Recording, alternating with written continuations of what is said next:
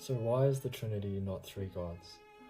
My answer to that is that you would only think of the divine persons as multiple gods if you ignore God's transcendence.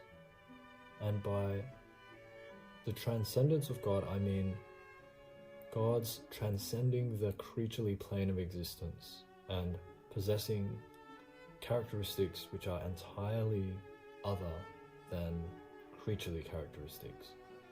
So for example, the book of Isaiah expresses this point when God says, "My thoughts are not your thoughts, nor are your ways my ways, says the Lord.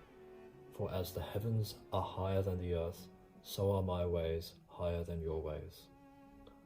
It's worth considering that this emphasis on the transcendence of God is actually rejected by many pagan religions, such as Greek mythology, which treats gods as sharing many of the thoughts and the ways of human beings. So think of Zeus or Poseidon or Athena from Greek mythology. So these are basically beings with great superpowers, but they have their own personal beliefs, personal plans, they act in their own different ways, often contrary to one another, and in other words, they behave like creatures and not like utterly transcendent divine beings in the Christian understanding. So the Christian tradition rejects this way of understanding the divine persons of the Trinity.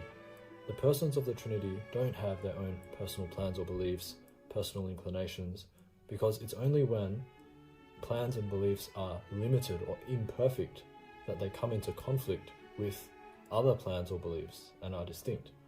So because the persons of the Trinity are transcendent and infinitely perfect, they share the one perfect, infinite, all-knowing mind.